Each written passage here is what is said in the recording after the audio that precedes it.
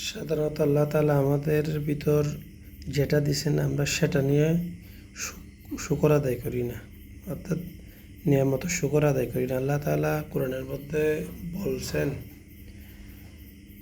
Line শাকারতুম লাযীদান্নাকুম ওয়া line কাফারতুম ইন্না আযাবি লাশাদীদ। যে ব্যক্তি আমার নিয়ামত পেয়ে নিয়ামতের শুকর আদায় করবে, আমি আল্লাহ তাআলা তাকে নিয়ামত বাড়িয়ে দিব। আর যে ব্যক্তি নিয়ামত পেয়ে নিয়ামতের নাশুকরি করবে, আমি তার থেকে নিয়ামত ছিনিয়ে নিব এবং কঠিন আযাবে গ্রেফতার করব। কিন্তু আমরা নিয়ামত বলতে বোঝাই টাকা পয়সা, ধন দৌলত, এগুলাকেই নিয়ামত স্বরূপ হিসেবে নিই। অথচ আল্লাহ তাআলা আমাকে কত লক্ষ কোটি গুণ জিনিসপত্র দিয়ে আমাকে আল্লাহ তাআলা তৈরি করছেন। আমি আল্লাহ তাআলার কাছে তো কোনোদিন আরজও করি নাই, দোয়াও করি না যে আল্লাহ আমাকে দুনিয়াতে পাঠান। এটা কিন্তু আমি বলি না, আল্লাহ তাআলা নিজ রহমতে দয়া করে আমাকে দুনিয়াতে পাঠিয়েছেন, এটা একটা। দ্বিতীয়ত, আমাকে আল্লাহ তাআলা দুনিয়াতে শুধু পাঠাই নাই, সাথে সাথে আমাকে মুসলমান হয়ে জন্ম হওয়ার তৌফিক দান করছেন। এটা কিন্তু বিশেষ রহমত আল্লাহ তাআলার।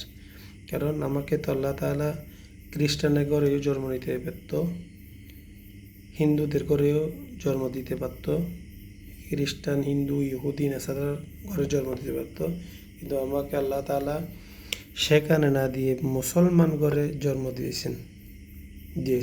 সেজন্য আল্লাহ তাআলার কাছে লক্ষ কোটি শুকরিয়া। একটা হাদিসে সম্ভবত আমি পড়ছি, এখন কিন্তু মনে নাই, যতটুকু মনে আছে, প্রত্যেক নরনারী পুরুষ মহিলা প্রত্যেক যারা নবজাতক হয় তাদের প্রত্যেককে কি আল্লাহ তাআলা মুসলমান হিসেবে দুনিয়াতে পাঠায়। কিন্তু তাদের মা বাপ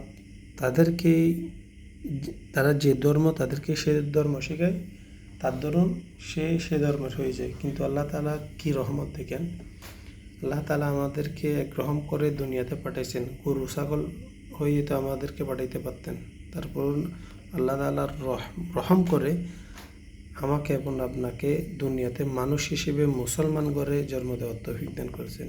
এটার থেকে বড় নিয়ামত আর কি হতে পারে? আমরা বলি না ও খ্রিস্টান ও ইহুদি, ওরা তো ওদের মা বাপ যারা যেরকম তাদেরকে শিক্ষা দিয়েছে, তারা সেই রকম কি হয়ে গেছে, কেউ হিন্দু, কেউ বুদ্ধ, কেউ মুসলিম। কিন্তু আমাদেরকে তো আল্লাহ তাআলা মুসলমান ঘরে জন্ম দিয়েছেন। সেজন্য আল্লাহ তাআলার কাছে লক্ষ কোটি শুকরিয়া।